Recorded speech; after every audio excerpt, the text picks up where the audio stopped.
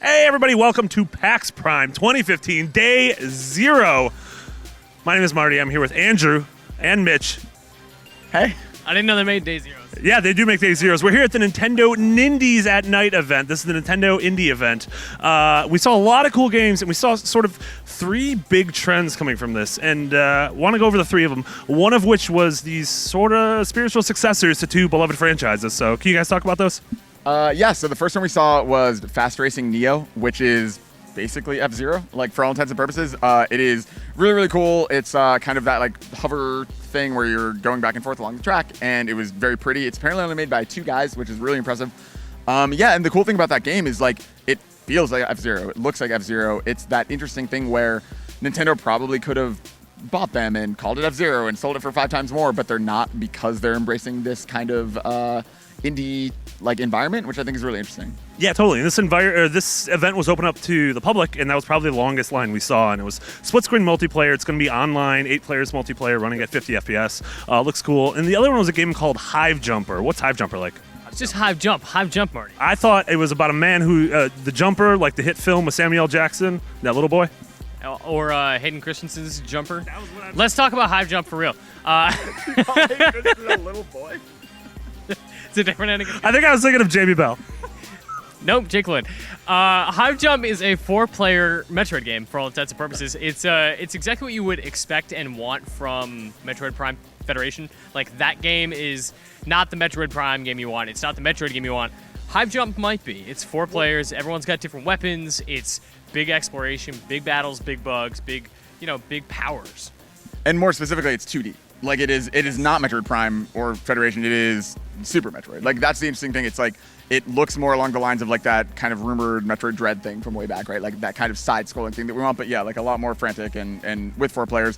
Interesting. The trailer, and we'll talk a little bit more about this stuff in a minute. But the trailer said amiibo support, and they wouldn't tell us what that meant. I don't know yet if that means Hive Jump amiibos in the way that Shovel Knight happened. Yarn Yoshi's coming. Yarn Yoshi's coming. Hive Jump. Yarn Yoshi can be in anything as far as I'm concerned.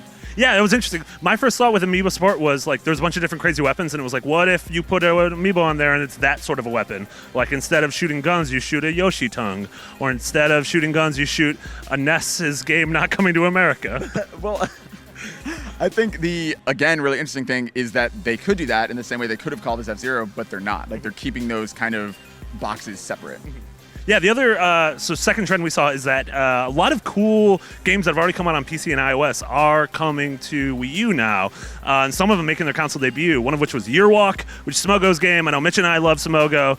Yearwalk is this really cool sort of gothic adventure game that's set in like Scandinavian myths and legends, but it's really spooky and has cool puzzles. It's really well written, and it legitimately scared me more than any iOS game did. Like I played it once and I cried like a real little boy. Like the little boy from Jumper.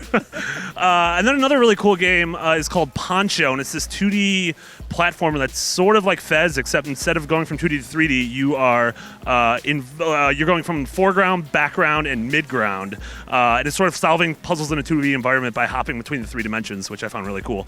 But the third thing, which we obviously need to talk about, is Shovel Knight's big presence here. So what did we see there?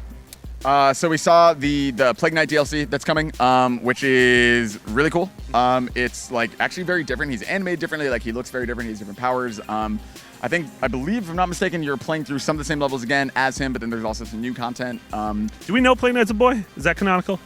I would assume. I guess that's crappy of me. Like, yeah, it could be. No, I wasn't trying to I wasn't trying to shine the heat on you. I think because of some of the new features coming to Shovel Knight, I think it might be that you can be either a lady alchemist or a boy alchemist, because you can do that with Shovel Knight. You can change the little characterizations based on genders and other customization options. Yeah, and I guess that's the big thing we should mention, right? They announced tonight the Shovel Knight amiibo, which is the first actual independent dev amiibo, and it is fully, Yacht Club Games is fully making it, distributing it, everything. That's really interesting, and kind of what that means for the future is really exciting. Yeah, and then Mitch, you were saying one of the cool things is that the amiibo can only work in Shovel Knight, but it unlocks something really cool in the game. Yeah, so as far as we know right now, and this could change, and maybe ideally, like we were talking about before, like it'd be awesome if you could scan a Link amiibo and it would pop up like cool new features in Shovel Knight. But for now, this is like the most functional amiibo. It gives you the most bang for your buck. It gives you new levels. It gives you co-op campaign. It unlocks new features in the game, which is great. It's a it just adds depth to a game that's already really big. It already has this free expansion in Plague Knight, and we're getting 2 more expansions for Shovel Knight down the line. Yeah, that's cool. One of our favorite games from a few years ago. Obviously, still one of our favorite games. Thank you guys so much. That was PAX Prime 2015, Day 0. We're going to have so much more all week. So for everything else PAX, please stay right here on IGN. We are so very tired right now. We're very tired.